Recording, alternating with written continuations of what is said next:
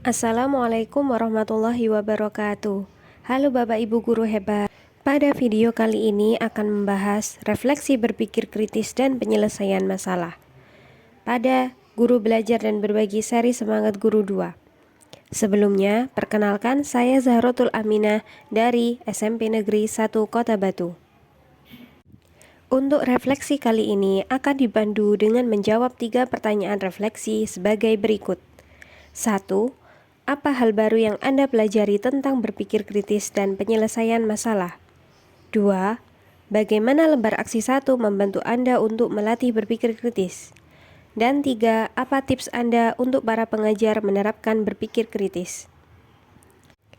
Mari kita bahas refleksi saya satu persatu sebagai berikut. 1. Apa hal baru yang Anda pelajari tentang berpikir kritis dan penyelesaian masalah?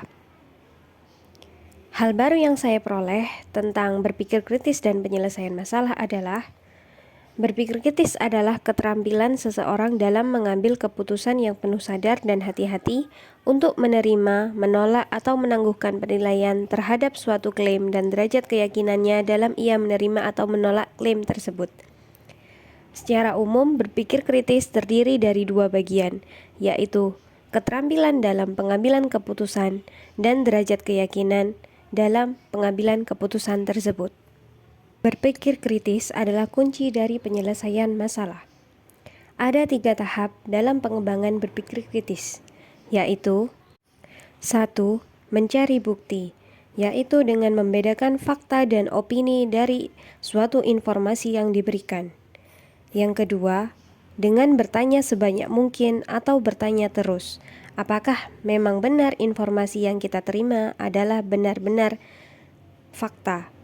Dan yang ketiga adalah metakognisi, yaitu berpikir bagaimana cara kita berpikir untuk menyadari seberapa gegabah kita dalam pengambilan keputusan, atau untuk mengenali akurasi atau kesalahan berpikir yang mungkin kita lakukan. Dengan sering berlatih berpikir kritis, maka akan menyelamatkan kita dari cara berpikir cepat yang tidak terkontrol dan pengambilan keputusan secara gegabah.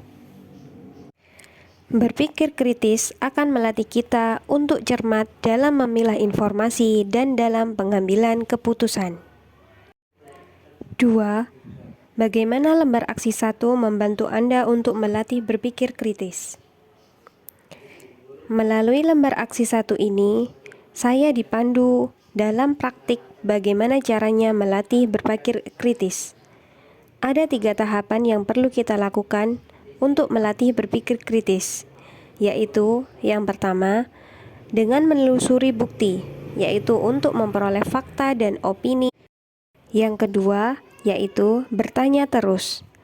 Kegiatan bertanya terus ini merupakan cara untuk menyadari celah informasi yang belum ditemukan atau untuk mengafirmasi suatu pernyataan jika informasi tersebut memang benar. Dan yang ketiga adalah refleksi. Bagian refleksi ini melatih kita untuk mengenali akurasi atau kesalahan berpikir yang mungkin kita lakukan. Ketiga hal ini akan menyelamatkan kita dari cara berpikir cepat yang tidak terkontrol, sehingga diharapkan dalam pengambilan keputusan kita dapat memilah atau memilih keputusan yang kita ambil dengan bijak dan tepat. 3. Apa tips Anda untuk para pengajar menerapkan berpikir kritis? Tips saya dalam menerapkan berpikir kritis yang pertama adalah dalam memperoleh informasi, kita tidak tergesa dalam pengambilan keputusan. Kita perlu menerapkan langkah berpikir kritis yang terdiri dari menelusuri bukti untuk membedakan fakta dan opini, kemudian merumuskan pertanyaan atau bertanya terus pertanyaan yang harus dijawab, serta ketiga, dengan melakukan refleksi untuk menjawab pertanyaan yang mungkin saja berpotensi dalam mengambil keputusan. Dan cara yang lain yang bisa kita lakukan sebagai pengajar adalah dengan sering mengajukan pertanyaan terbuka kepada siswa serta melatihnya untuk berpikir kritis. Demikian yang bisa saya sampaikan pada video refleksi, berpikir kritis dan penyelesaian masalah pada seri Semangat Guru. Ayo Bapak Ibu guru hebat, mari kita ikuti webinar pelatihan guru belajar dan berbagi seri Semangat Guru 2. Sekian dari saya, terima kasih. Wassalamualaikum warahmatullahi wabarakatuh.